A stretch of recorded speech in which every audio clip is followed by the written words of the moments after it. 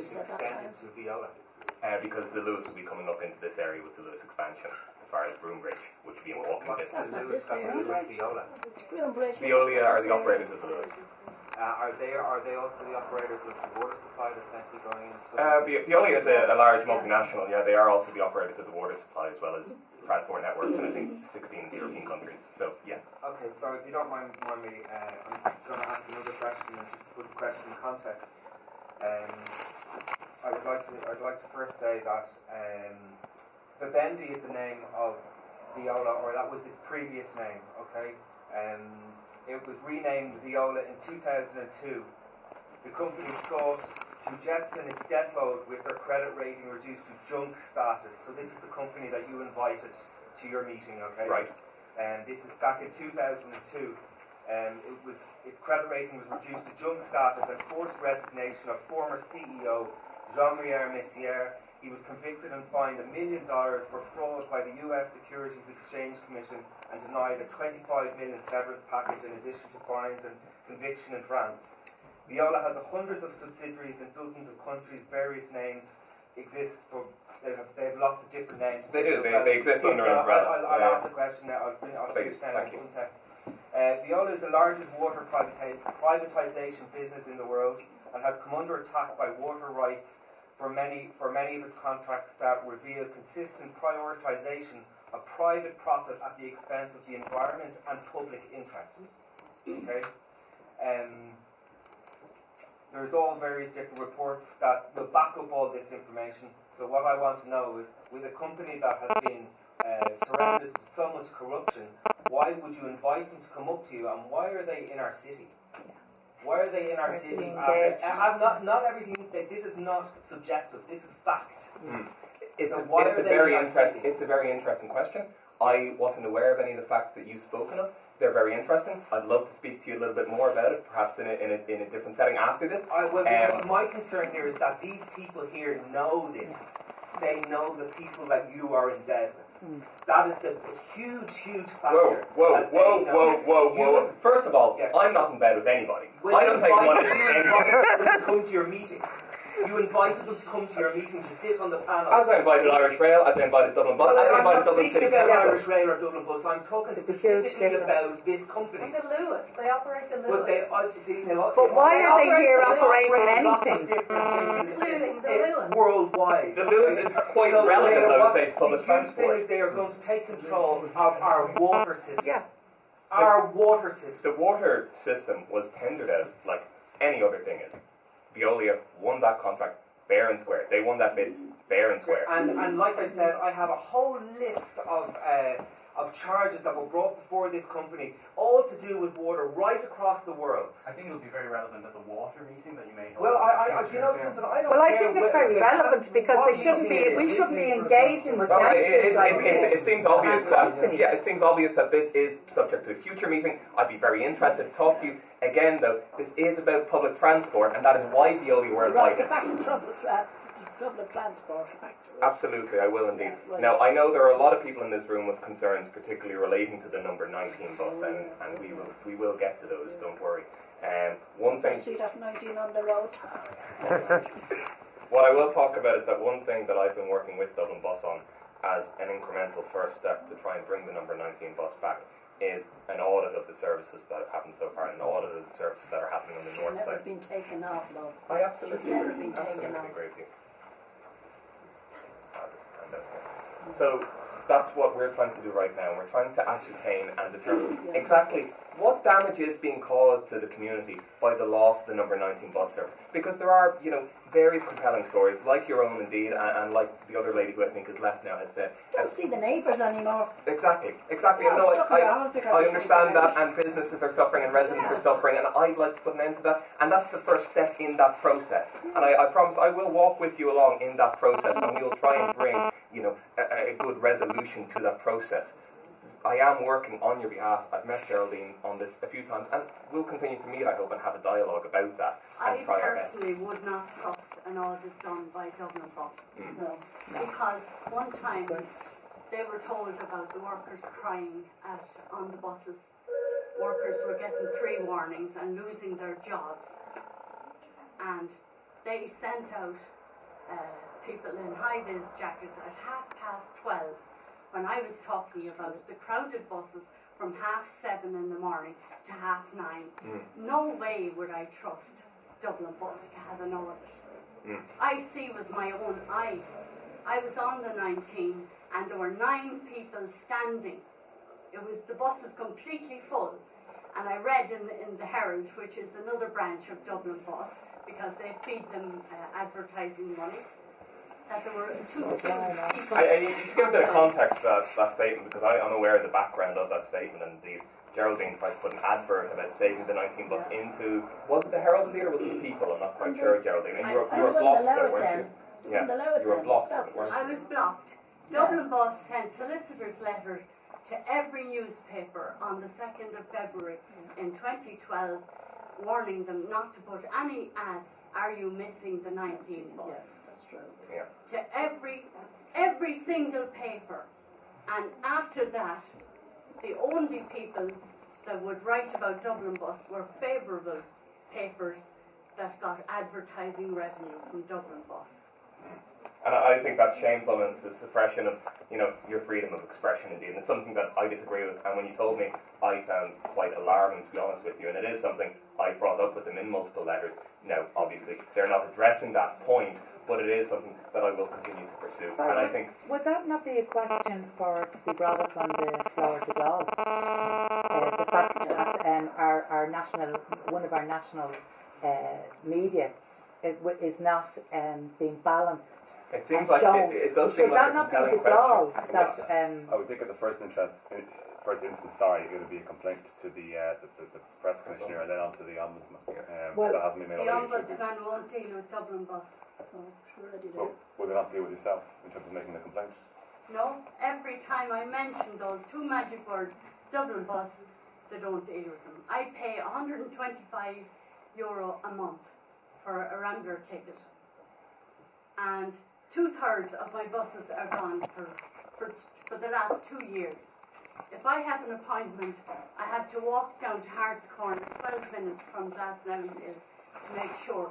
And at that stage, I've walked halfway into town. Halfway into town. Because it's only 35 minutes from my door to the GPO. And still I'm paying $125. The National Consumer Agency will not deal with Dublin Bus.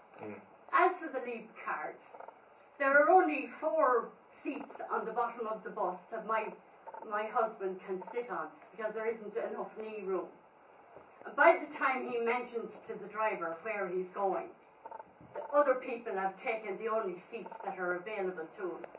He has a bad back, and by the time he has to go upstairs then, even with his bad back. As for the bike scheme, by the time he gets from Glasnevin Hill into Mountjoy Square at 8:20, every single bike is gone. So the bike scheme is rubbish, the leap card scheme is rubbish, and we have 1/3 of our buses which is not reliable, it's irregular, and it does not do what it says on the timetable. Brilliant, isn't it? Sorry. The bike system is incredibly successful. We're trying to expand the bike system. Why aren't there any in Glasnevin Hill? We're trying to 2 miles. In terms of the design of the bike system, you've got to move stations out in groups. There's a natural flow of bikes from station to station. You can't put out outlier stations because it disrupts the natural pattern of people using bikes. So it's quite a big footprint, if you like, of a move for the infrastructure. We're trying to find the funding to do it. We have gotten some funding from the government, but this has to be done in conjunction with JCDecaux. That involves negotiation of contracts, it involves planning over time. We're rolling out the system as quickly as we can. It could be quicker, but the problem was the initial contract that was negotiated by Dublin City Council and JCDecaux put the ball in their court, unfortunately, which meant when we went to do the next phase of expansion, that they could rewrite the terms on their basis. So we're trying to do that because it's successful, because people want to use it. The Leap card is also successful, and it's also leading to cheaper fares for passengers. But the problem is, I mentioned earlier on, is because we don't have standard fares in Dublin, people have to still queue with their Leap card. The whole point of a Leap card, like in the Oyster card, is I've been in every jump other on. city in the world. Yeah. But we're moving. I know we are, all the other. I've been on the The 19 in Seattle, the 19 in Vienna, or the 19 over in Venice. The 19 in London is working very well. There was absolutely no reason to take off the 19. The Deloitte and Touche report did not recommend the abolition of the 19 bus stop. That was something that was made up by the managers of Dublin Bus. A Dublin Bus manager told this lady here he would put a bus stop on Griffith Avenue Extension, and he didn't. And it was the 27th of September 2011. He promised those old people that I brought into him. He promised them a bus stop. He promised them an RTPI sign, and yet there is nothing there. We had to beat out the 83A out of them. The 83A cost them nothing. It's only the fourth 83 bus. It cost them nothing. And we had to beat it out of them. The Dublin City bus managers do not want to do anything except collect a big fat salary. And the National Transport Authority should be abolished.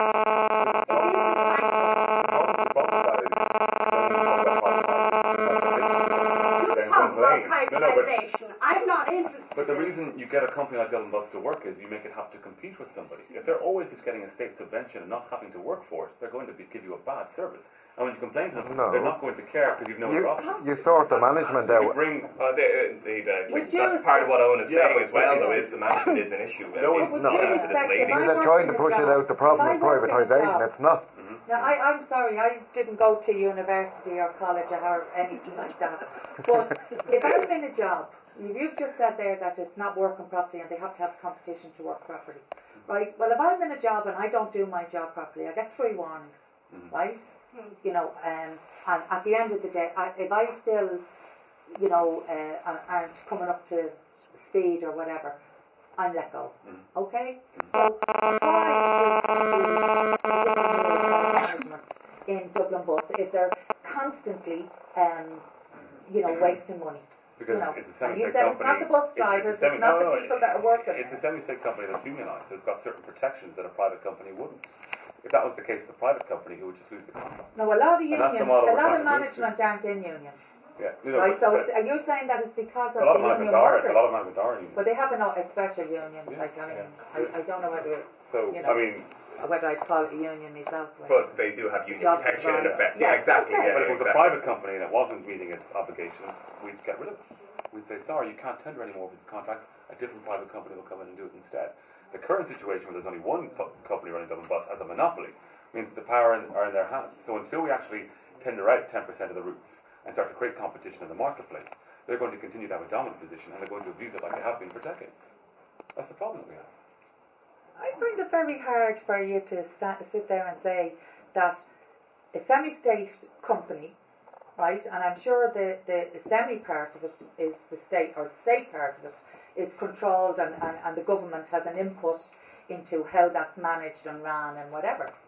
Would I be right or wrong? Yes. Right, well then, why is this being, that section of it then? What do you mean? Sorry, The state, if the state has some input into how this is run and managed, well, right? The idea is that for a company like Dublin Bus, which is a semi-state, is that it operates with a subvention from the government. Yeah. So we provide state funding and in return it has an obligation to provide public transport. But it manages itself. And clearly from this evening's meeting, and we know ourselves from using Dublin Bus, in certain areas it's not managing itself properly. So what we want to do is to try and, you know, begin to break that link with Dublin Bus as being the only provider of public transport in the city for day-to-day bus services by bringing in private competition into the market to get it competing. You know, I mean, I mean, you're kind of getting down to fundamental battles over what responsibilities the state has to its citizens. Yes. If it has a responsibility to provide transport, does it actually have to provide the transport itself, or does it have to provide a market in which that transport will be provided? Well, And in that's my the kind of opinion, debate that's going on. they provide the transport system. It shouldn't be a semi-state either, but that's another day as far as I'm concerned. Well, in I my have a view, different we philosophy. provide a market for I would there have to a be different transport philosophy system. than yourself in regards to that. But But Dublin Bus isn't working. well, you know, Dublin Bus is not working, possibly, you know, because of the management. Bad management and bad governance from the government, from the state end of it, as far as I can see. In simple terms, as far as I can see from what you're saying. Yeah, like it's see, the government doesn't run it hands-on, hence why it's incorporated as a semi-state. So there is some autonomy there as a transport provider.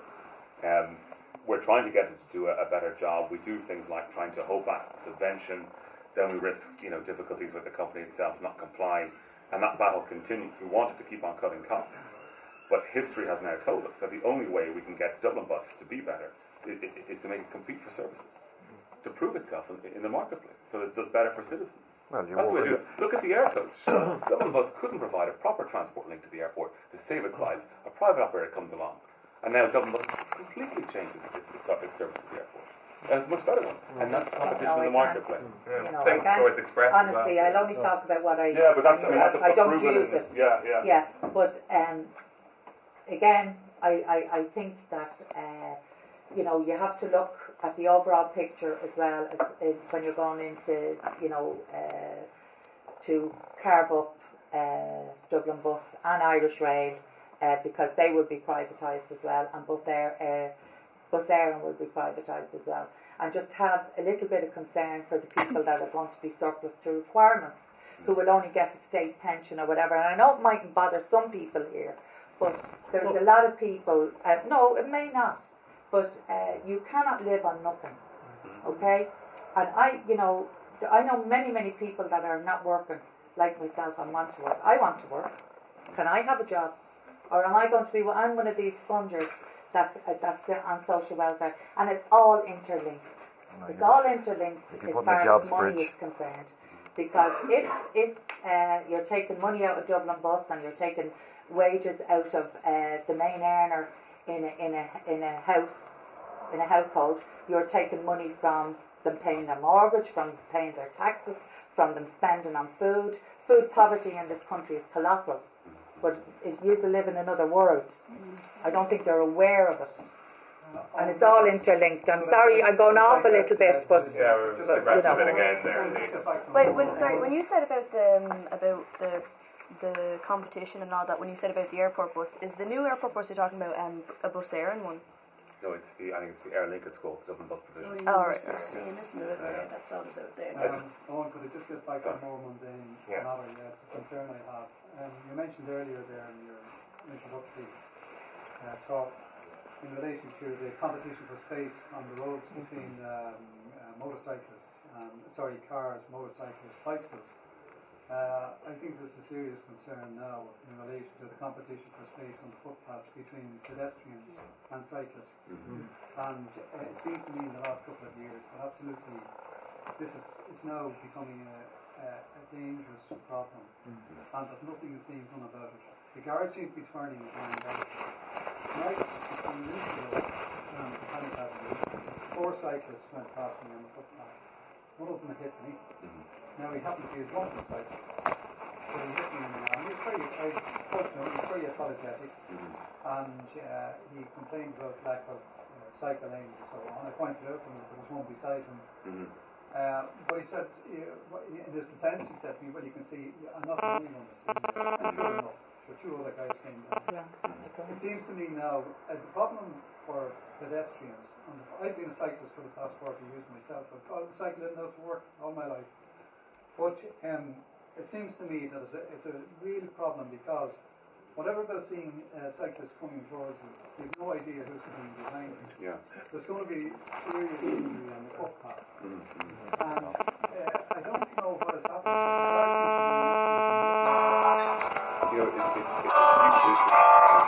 I'll have to apologise because this will be the last thing I can comment on. I've got a vote at 9 o'clock back in the door, so I do have to go, and I beg your pardon. I couldn't get a pair, but if you go to a city like Amsterdam or Copenhagen, it's almost a cultural issue, because cyclists there are deemed as road users. So they're respected both by motorists and pedestrians as road users. Now they've got the infrastructure in place to handle them as road users, which we don't have all over the city. We've only got it in parts. It's a patchwork, and it's not working. I've raised it with the Guardians a number of times, I've raised it in the Dáil. Everyone is turning a blind eye to cyclists. Braking lights, cycling on footpaths, cycling the wrong way down one-way streets because it's convenient for the cyclists. Now you can cycle on. If there's a designated marking. Why is the law not being enforced? Yeah, well, I raised it with Leo Brackar, I think it was 3 weeks ago now, about on-the-spot fines. I mean, if the Guardian knew they'd get an on-the-spot fine from someone who they caught committing a cycling offence, I think they'd start to act. That's coming in next year. Yeah, no, I think you're dead right, because, I mean, it's funny, it's one of those issues I get a lot of correspondence on, people who have had a relative or friend hit by someone cycling on the footpath. You see it all over the place. I mean, and you even see it again when it's good cycling infrastructure. If you hit by a motorcyclist, you can claim insurance against it. Cyclists don't have insurance. And that's the mentality we need to have now for cyclists, is we have to treat them as road users, as people taking a vehicle on the public road. Like if you saw a car driving on the footpath, you know, there'd be outrage, and we need to start thinking that way. In actual fact, 2 days ago, there was a scooter went down, I lived across the road, the scooter went down on the footpath, the scooter.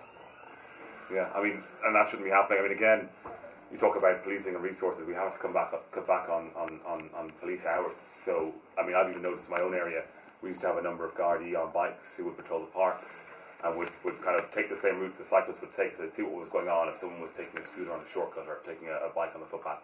We're not seeing as much of it at the moment, unfortunately. But it is about things like being able to give penalty points to cyclists on their driver's license, about doing on-the-spot fines. I mean, in certain countries, they actually bring them to the ATM. You know, this kind of issue, like if you're on a rail network, I'm trying to remember where it is, and you're caught bunking, you know, not having a ticket, they will take you to an ATM. It actually happened to me in Prague. I was taken to the ATM when I didn't have a ticket. And I was a tourist with a backpack who had making a genuine mistake, and I said, I don't care, we're going to the ATM. And that's the mentality. I mean, I know it sounds a bit tough, it's a bit of a zero tolerance approach, but really, if we want people to obey the law, we have to enforce it. And they do it in Holland. In Holland as well. They have the vans, the mini buses, and they will bring the cyclists over to them, and they actually have credit card machines with the thing in the van, and they have to do it. I think that's the way we should go. I do have to apologise. I think it might be no harm now in your communications with local inspectors or superintendents or whatever. I'm sure you have those. But maybe you would highlight this issue also. Absolutely. No, I think it's a very relevant point and something that we will raise in the future. Owen, thank you very, very much. Thanks for your question.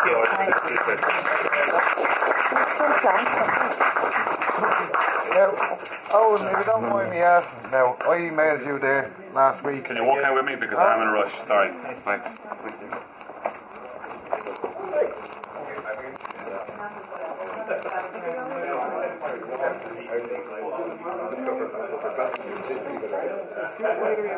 You got a good going over. Yeah. Now, if you don't mind me, I emailed you about. Paul, give me a shout for a point. I emailed you like how the other thing is about the cut of the single parent tax credit. Okay. Which discriminates against single fathers.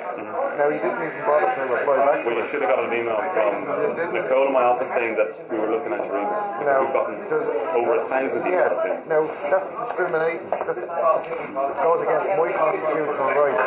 Now, how do you work out that you're going to single out fathers? Because you know quite well that we do not get the time of day in the family court. No, I've got your email. I'll go back to it. We've got over 1,000 emails. Well, look at now. I pulled Michael Newton outside the dial on budget day. I'm sure you've seen the video where he told him to sew him in pockets. Yeah, I was there. Now, it's quite well because he knows it's on YouTube. Because now, before the first question, and he could say, sew your pockets on budget day. Now, it's fucking disgraceful. Look, and we'll get back. What's your name? It's Derek Bourne. Derek Bourne. I'll get back to you now. Yeah, talk to Terence Flanagan, who won't report the answers. How I emailed Terence Flanagan, and yet Terence Flanagan went, instead of replying back to an email, went to look and find out where I lived to send post, which is kind of creepy as well. Okay, well, if I can't speak for Terence. Okay, thanks, Derek. Alright.